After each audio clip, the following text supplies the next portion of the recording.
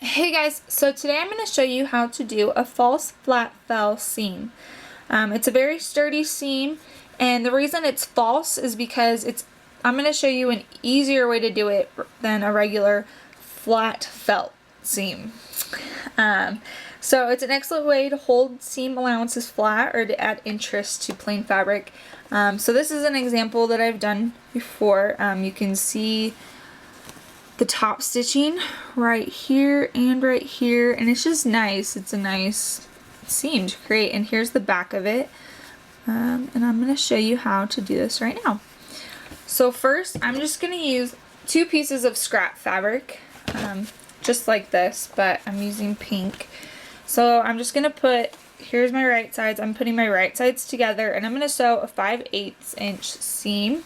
After I've sewn the 5/8 inch seam, I'm going to open up my fabric, so the right sides are on the bottom, and I'm going to stretch it out, and I'm just going to iron the seam to one side. So I'm not going to open it up and iron in the middle, but I'm going to just iron it to the side.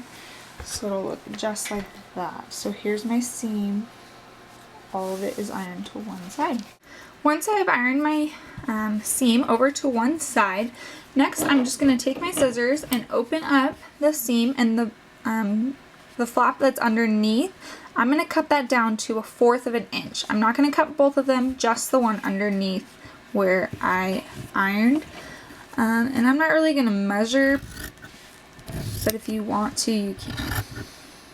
I'm just cutting all the way up. After I've cut my seam, then I'm going to take this longer one that's bulkier. Make sure your seam is right here, and then here's the flap that you created, and then we're going to sew it. So I'm just going to use a zigzag stitch. This will prevent from fraying, depending on what fabric you're doing this on and what type of project you're doing. That will depend on what you want to do. But for right now, I'm just going to come over to my selection of stitches, and I think I'm just going to do either number 3 or number 4. Let's just do number 4 for now, I guess. And oh whoops, that's the wrong one. I'm going to come over here and press up to 4, and I don't need to change my presser foot and everything. So now we're ready to sew, and I'm just going to be sewing this top flap. I'm not going to get this flap in the way, so make sure you do that. So I'm just going to line it up. I'm actually pushing the small flap that we cut to the side, and I'm lining my presser foot up to the edge because I want my stitches to come right up to the edge, just right along here. So I'm just going to eyeball it right now as I start, but then you can fix it as you go along. And this is just to prevent fraying and to make it look nicer. There's really no wrong way to do it, so I'm just going to go all the way up. And this is about what it should look like. I could have made my stitches a little bigger, but that's okay for now. There's no wrong way to do it, like I said before. We're now going to go to the front of our fabric, just like this. You can see my seam right here, and here on the back, here's my longer seam, my smaller seam.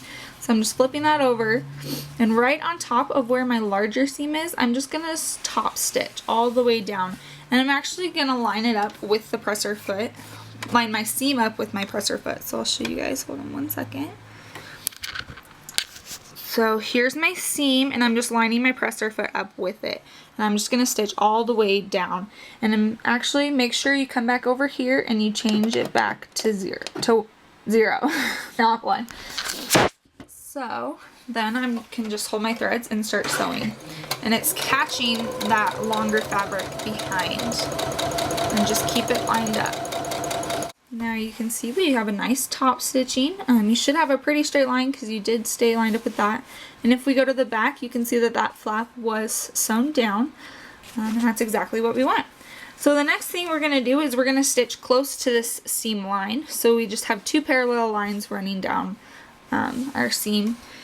So I'm just going to, this I can't really line it up with the seam. I'm just going to kind of stitch right next to the seam. Like right next to it. So see how my seam is right there? I'm stitching like right there. So then I'm just gonna stitch all the way down again. And there we have our false flat fell seam. Hope this helped you guys out. See you next time. Bye.